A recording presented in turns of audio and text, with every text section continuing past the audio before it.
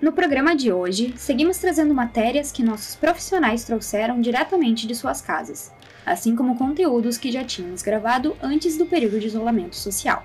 Para essa edição, Andréia Reis falará conosco sobre a importância de um lar, tanto físico quanto interno. Luiz Matheus Pacheco traz reflexões sobre o momento que estamos vivendo. Josiane Pires fala sobre a saúde emocional das crianças. Ricardo Catânio nos traz alguns dados e informações sobre a depressão. Jala Martins fala sobre as escolhas da vida. Olá, estou aqui hoje da minha casa, como a maioria das pessoas, né, nesta quarentena, para tentar dar um recado para ti, que também está aí em casa. O convite foi para que todo mundo estivesse na sua casa, né? Entrasse para dentro da sua casa, ficasse dentro da sua casa. Pois então, eu queria fazer um convite diferente ou semelhante. Fique dentro da tua casa interna. Aproveite esses dias para você te olhar um pouquinho dentro de ti. Que coisas você gostaria de fazer de mudanças e de reformas internas? Porque tem muitas pessoas que estão dentro de suas casas agora fazendo limpeza, arrumando guarda-roupas, armários, botando fora o que não precisa mais, limpando, enfim, várias coisas, né? Faz isso dentro de ti também. Para alguns momentos e pensa assim, ó, o que dentro de mim eu posso fazer de diferente? Não é nada complicado botar para fora coisas que não te servem mais dentro da tua casa. Eu sei que é complicado fazer isso dentro da gente. É pensar assim, que nesse momento que eu tô daqui a pouco estressado ou brabo com coisas que estão acontecendo, tentar pensar assim, ó, por que nesse momento eu não penso aonde está o amor que eu tenho por mim e o amor que eu tenho pelas pessoas que estão mais próximas? Aquela pessoa que daqui a pouco eu não tô podendo ver, como é que foi a última vez que eu vi ela? O que foi que eu disse para ela a última vez? Porque como nessa reclusão eu penso também sobre meus sentimentos em relação às pessoas que eu não estou vendo mais, as pessoas que eu estou só ligando, que eu estou fazendo uma chamada de vídeo. Onde é que está esse meu sentimento? Como é que está para mim a sensação de que eu não posso ir lá abraçar essa pessoa? Como é que vai ser esse abraço quando eu ver ela novamente? E por que eu preciso de momentos como esse, onde eu tenho que ficar recluso, que eu tenha que sentir saudade para eu pensar nessa pessoa? Será que vale a pena nesses momentos eu discutir com as pessoas por pequenas coisas? Se eu tô ficando um tempo sem ver? Será que eu preciso sentir saudade? Será que eu preciso perder essa pessoa para realmente eu localizar a importância dela na minha vida? Então por que agora eu não penso assim, ó, o quanto eu amo o meu filho, a minha filha, o meu esposo que está perto de mim? O quanto é importante estar com ele tão perto, se muitas vezes a correria do dia a dia não deixa eu estar perto. E se eu estou perto, o que eu posso fazer com ele assim tão próximo? Sendo que eu posso, agora sim, as famílias, o que está mais perto de mim, se eu posso dar um beijo, se eu posso dar um abraço, se eu posso perguntar o que tu está sentindo, se eu posso filosofar um pouquinho sobre a vida com ele, e como é que eu vou voltar para o mundo depois? De que forma que eu posso voltar diferente? Eu acho que essa é uma reflexão interessante. O que eu posso, de que forma eu posso voltar diferente do que eu já sou quando a gente retomar a nossa vida normalmente? O que eu posso me propor a fazer? Mas daí fazer de verdade, né? Porque às vezes a gente se propõe a tanta coisa e não consegue fazer. Por que eu posso decidir que eu vou reformar a casa, que eu vou tirar uma coisa para fora, e eu posso decidir também isso internamente? Então, quem eu vou ser depois que tudo isso terminar? com certeza vamos pensar em ser umas pessoas melhores, porque isso tudo, a principal reflexão é essa. Vamos nos tornar pessoas melhores para merecer também um mundo melhor. Vamos nos propor a fazer algo diferente, de humano. Uma pessoa que saiba amar, que saiba respeitar, que saiba também valorizar tudo isso que a gente deixou de ter e agora vai ter que retomar. Vamos tentar fazer isso. Olá pessoal, hoje eu venho conversar com você sobre um assunto bem importante, que é a saúde emocional dos nossos pequenos, das nossas crianças também. Enfim, eles estão passando por esse tempo mais delicado e mais difícil com todos nós, né? E eles também sentem toda a nossa preocupação, toda a nossa ansiedade, sentem pela gente, sentem por eles mesmos, né? Então eu quero conversar um pouquinho com você sobre algumas alternativas do que fazer quando a criança demonstra muito medo, especificamente medo dessa situação toda que tá acontecendo, né? Ou outros diversos medos que elas possam sentir. Primeira coisa, não ria, não deboche da criança, né? Esse medo, ele é existente, ele existe para ela e ela pode ser muito forte dentro das emoções dessa criança. E rir e debochar desse medo da criança pode baixar a sua confiança e automaticamente também abaixar a sua autoestima. A segunda coisa muito bacana de fazer é construir com ela uma história engraçada sobre esse medo, né? Transformando esse medo num monstrinho, né? Um monstrinho, às vezes, que pode ser bem desastrado e bobão. Por quê? Para tirar um peso do medo, né? E trazer uma via um pouquinho mais cômica, um pouquinho mais relaxada, para que ela possa entender esse medo, que medo faz parte da vida do ser humano, assim. Lembre-se que a criança pequena, ela ainda não sabe nomear todos os seus sentimentos. Então, ela precisa que o adulto nomeie para ela, né? E quanto mais leve isso for, fica mais fácil para a criança. Não force a criança a nada, sabe? Ajude ela a enfrentar o medo de forma gradativa, tá? Por exemplo, enfim, a criança tá com medo de um animal específico. Não pegue esse animal e coloque no colo da criança, sabe? Assim, de uma forma brusca. Construa com ela devagarinho, gradativamente, que ela vá perdendo o medo, por exemplo, desse animal, né? Animal eu coloquei como um ponto fixo agora de exemplo, mas pode ser um objeto, pode ser sair na rua, enfim, mais diversos medos, assim. Não façam aquele tradicional supetão, sabe? Vai gradativamente com a criança diminuindo esse medo. Crie com ela também, além de criar a história do monstrinho, criar com ela uma história de superação, né? Um dia vi uma criança que tinha medo e fez isso e superou dessa forma, assim. Ajude ela, mostrando por alguns exemplos que é possível superar alguns medos, né? Para que ela também se sinta um pouquinho mais corajosa. Ensine também para a criança quais são os barulhos do silêncio, sabe?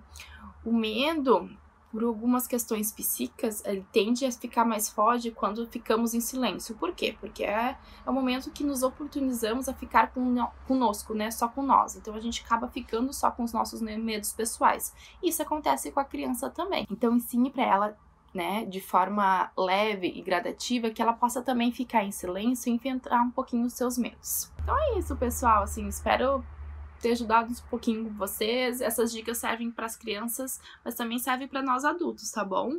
Vamos encarar os nossos medos, sentir medo é normal, principalmente no tempo que a gente está vivendo, tá bom? E se esse medo ficar em você, adulto, ou você notar que as suas crianças mais próximas estão com medo, um pouquinho de forma assim, não é exagerada, porque cada um sente de um jeito, mas de um jeito que não tá saudável, que a criança tá adoecendo, que você tá adoecendo, procure a ajuda de um psicólogo, né? Estamos todos à disposição. Tchau, tchau!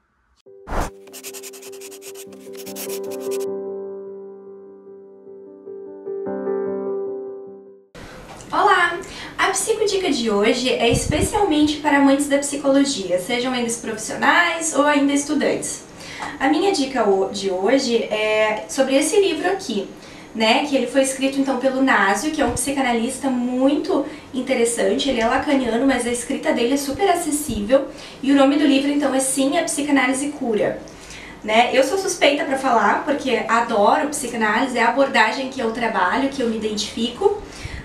Mas pensei então em sugerir esse livro porque ele é de 2019, se eu não me engano, então ele é super atual, sim, 2019. E nesse livro o Nasio vai falando um pouquinho sobre a experiência dele na clínica, vai falando, né, vai dando ênfase, né, para escuta do profissional da psicologia, da importância da psicoterapia, né, e enfim, é uma leitura super acessível, né, que envolve teoria, mas envolve muito a prática também. E essa é a minha psicodica de hoje.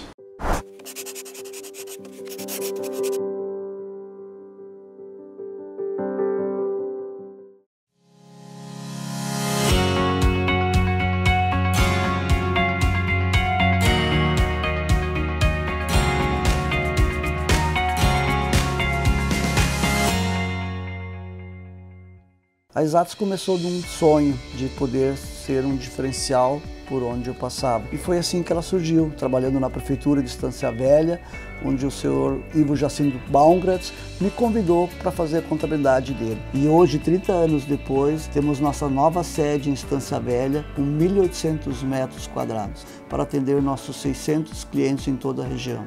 Convido você a conhecer a Exatos. 30 anos apoiando o empresário da região.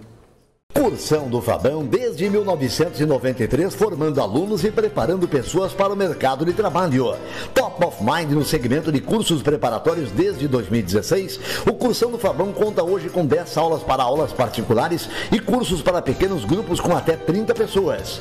Há 25 anos preparando para a prova do Liberato, também oferece cursos para o Enem, vestibular e concursos públicos. Tudo em um ambiente moderno e acolhedor com os mais qualificados profissionais. O NAP, Núcleo de Atendimento Psicológico, é um serviço voltado para a psicologia e também para as áreas de quiropraxia, nutrição, terapia ocupacional, psiquiatria, psicopedagogia, palestras e cursos com profissionais capacitados e diferentes estilos de atendimento, pois cada um de nossos pacientes é único e merece ser tratado dessa forma.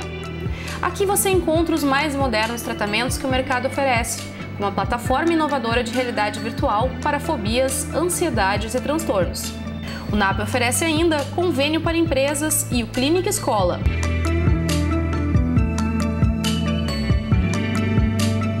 Agende uma visita, conheça os nossos serviços e encontre o apoio que você precisa.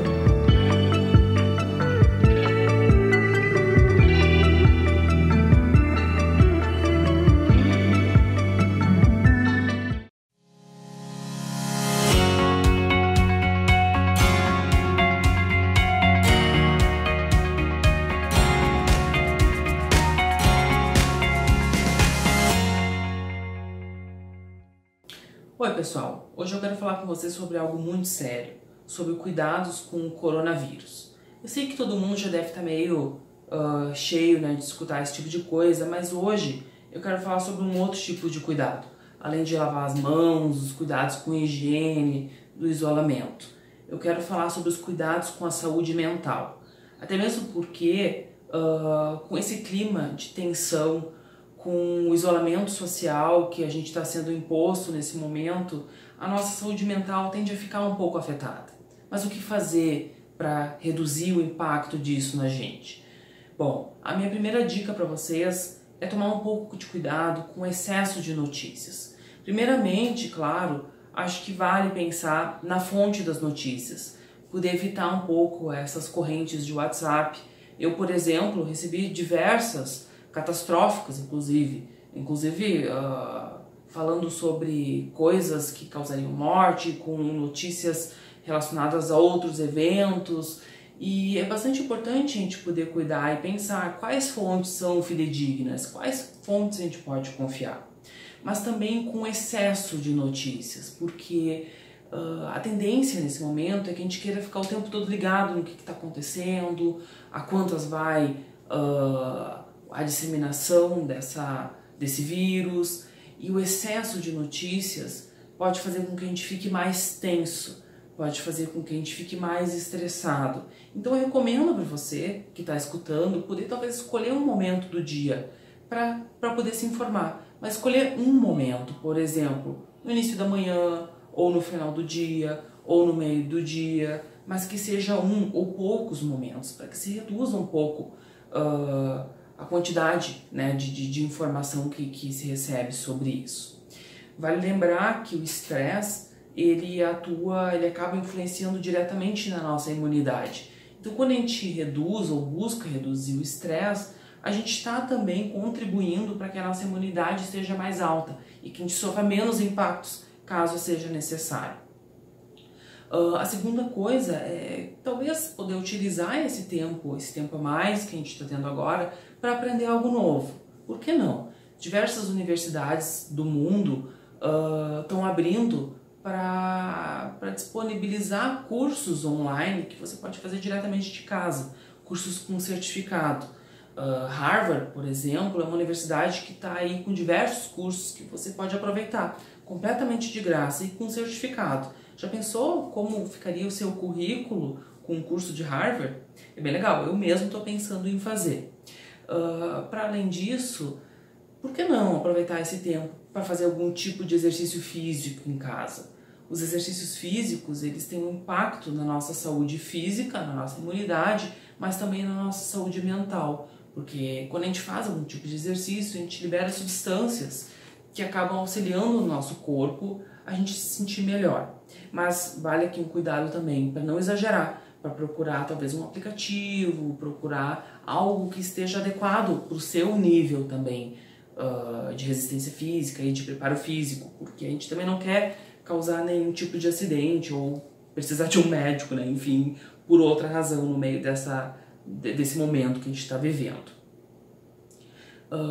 Outra coisa também que pode ser interessante é a gente poder pensar na qualidade das nossas relações. A gente poder aproveitar esse momento, quem sabe aproveitar aí os mecanismos de comunicação, os dispositivos, a internet, né, enfim, ou mesmo os aplicativos, para poder conversar com pessoas que a gente gosta, para poder estar um pouco mais próximo, seja essa proximidade real, né, do física ou não, ou emocional, das pessoas que a gente gosta, que a gente possa cultivar relações, quem sabe, aquelas pessoas que já fazia um tempo que a gente não falava, que a gente possa reaproximar delas.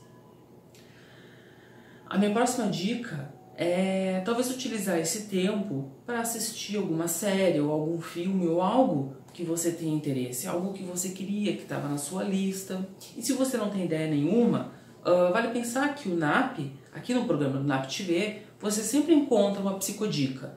Quem sabe você não pode aproveitar as nossas psicodicas aí para ocupar o seu tempo e descobrir coisas novas. Também esse tempo pode ser um momento interessante para exercitar a introspecção. Eu sei que nem todo mundo gosta de ficar sozinho e que às vezes isso pode ser um problema, mas poder ficar um pouco sozinho pode ter também benefícios. Quem sabe também poder estar praticando uma meditação, uma respiração. Você encontra hoje ótimos aplicativos com técnicas para poder fazer esse tipo de coisa. E se você não quer ficar sozinho e estiver precisando muito de uma ajuda, ou se você já vinha fazendo um acompanhamento terapêutico, vale também lembrar que hoje existe uma metodologia de atendimento que chama o atendimento psicológico online, que você pode estar contactando nesse momento, caso você precise. O NAP, por exemplo, oferece esse tipo de serviço. Então, se você precisar, liga pra gente. A gente está aqui para ajudar você no que for necessário. Até mais! Olá! Hoje eu quero falar com você sobre as escolhas que a gente faz na vida. O que seria a ideia? Se essas escolhas são escolhas nossas, né, aquilo que eu realmente quero, ou se são escolhas que é o que a sociedade está me impondo, aquilo que eu acho que é o certo, mas não aquilo que eu realmente desejo.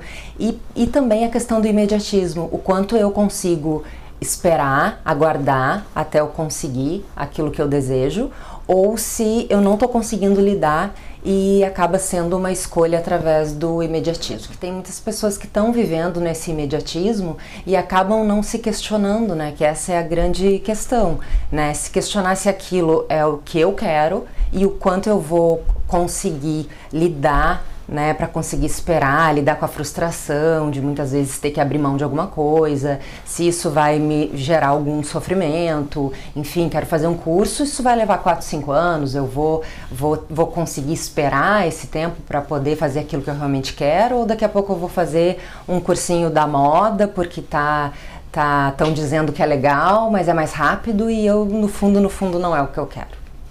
Acho que não, acho que justamente porque as pessoas não estão parando muito para se questionar, né? Então acaba vivendo, não se percebendo e logo não sentindo, não entendendo direito o que estão sentindo. Justamente esse de tu chegar lá com 50, 60 anos e acontecer isso, não fiz o que eu gostaria de ter feito.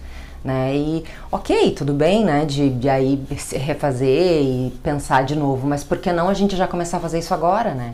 A gente já não começar a se questionar agora em relação a não só a profissão, relações, enfim, tudo, para que a gente não chegue nesse ponto, né? Não chegue nos 50, 60 e aí se dê conta de tipo, não fiz o que eu gostaria de ter feito. Isso também vale para as pessoas de 50, 60 anos, né?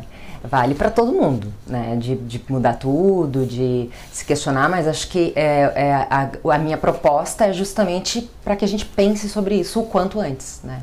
E a gente esteja com alguém porque a gente realmente gosta, porque é uma pessoa que nos faça bem, e não porque eu tenho que estar com alguém, porque socialmente isso é mais aceito, digamos assim, ou porque minha mãe quer, meu pai quer, ou porque, enfim, tem N motivos que muitas vezes a gente, por não se questionar, a gente não se dá conta que a gente acaba fazendo e ficando muitas vezes, né, ali numa relação, ou num trabalho, ou num curso, ou em alguma coisa que a gente no fundo não gosta tanto, não deseja tanto estar. Aí quando tu questiona e tu não consegue ter essa coragem, seria trabalhar a autoestima, né? Trabalhar a tua segurança, trabalhar o fato de que tu pode sim pensar diferente, de que tu pode sim ser diferentona e não tem problema nenhum nisso. Aliás, todos nós somos diferentes, né? A grande questão é que muitas vezes é justamente isso, assim, eu não tenho a coragem de me mostrar como eu realmente sou, porque se todos tivessem, todos seriam diferentes, né? E todos seriam mais felizes, né? Então acho que essa é a grande busca, assim, da gente conseguir ser o mais próximo da felicidade possível, né? A gente conseguir se questionar e ter a coragem de se mostrar como a gente realmente é. Acho que a felicidade, ela justamente é muito esse individualismo, é de tu olhar pro teu individual e ver o que é felicidade pra ti, né? E não, por isso que essa questão do social não funciona tanto, então todo mundo vai ser feliz do mesmo jeito? Não. Se nós somos seres completamente individualizados, não faz sentido todo mundo gostar da mesma coisa, né? Ser feliz com a mesma coisa. Então, se a gente consegue se questionar e pensar e aceitar também, muitas vezes, a maneira como a gente é e gosta das coisas que a gente gosta, a gente com certeza vai estar mais próximo dessa felicidade relativa, né? Se você é uma pessoa que se questiona em relação a isso, tem esses questionamentos, mas não consegue mudar, partir para a prática, então talvez você seja uma pessoa que esteja precisando, né, de uma conversa, de uma ajuda profissional aqui na clínica, para que a gente te ajude a encontrar essa felicidade individual, né, que é a tua felicidade, né, que todos nós vamos estar sempre em busca. Isso é muito comum, e inclusive que isso troque, né, que a gente mude de opinião e passe a ser feliz de uma outra maneira, né, isso sempre pode acontecer com todo mundo. Pode e acontece, né? Porque nós somos seres mutáveis, né? A gente muda de opinião, a gente passa a se relacionar com outras coisas e vai mudando mesmo, né? Então, muitas vezes falta essa coragem, essa coisa de será que eu me mostro, será que não? E isso é super normal, né? Isso é super saudável, na verdade. Na última vez que nós conversamos, eu falava aqui sobre a questão do investimento na saúde mental nas Américas, né? Dentre os vários fatores que levam ao adoecimento, né, está os transtornos de ansiedade, os transtornos depressivos, a questão das adições. E hoje eu quero falar um pouco sobre os transtornos depressivos, né? Dentre as várias questões que tem essa questão da depressão, existem muitas nuances que a gente pode poder pensar sobre esse fator, essa questão da depressão hoje na sociedade. Para vocês terem uma ideia, no mundo, por ano, atualmente, existe uma perspectiva de que 300 milhões de pessoas sofram com essa questão da depressão ou tenham um adoecimento por conta da depressão. Bom, atualmente, o sofrimento psíquico decorrente da atualidade, do mundo de hoje, muitas vezes está expresso, se expressa por conta dessa questão da depressão, né? Podemos pensar que a depressão que hoje ataca ou que hoje acomete muitas pessoas seria em decorrente de todos esses problemas que a sociedade pode estar enfrentando e que nós, como sendo participantes da sociedade, enfrentamos. Acho importante poder falar, né, do prejuízo que o estado depressivo causa nas pessoas. A tamanha perda que nós temos quando a gente está nesse estado, né? A gente deixa de curtir a vida, deixa de curtir os amigos, não consegue trabalhar bem, não tem um sono, não tem um bom sono, perde o apetite. Então, são tantas perdas, né, que ocorrem decorrentes de uma situação muito difícil para nós, né, para a gente poder assimilar. Então, o trabalho que a gente precisa fazer nesse momento para poder, de alguma maneira, transpor essa questão da depressão e conseguir um ganho, uma melhora de vida na nossa saúde, é poder elaborar aquilo que a gente não elaborou muito bem, que são as nossas perdas. Então é esse processo de elaboração, muitas vezes se fala, né, em terapia, de fazer um luto pelas nossas perdas do nosso passado, que vai poder nos proporcionar um caminho para poder viver melhor as nossas perdas, os nossos problemas, né, no nosso dia a dia, no mundo atual. Que a gente possa se fortalecer quando as coisas não saem da maneira como a gente gostaria, por exemplo, né? E que isso não sirva ou que isso não se torne um elemento para a gente poder ficar triste, ficar mal, não conseguir fazer as coisas, né? Então, elaborar tudo isso é muito importante.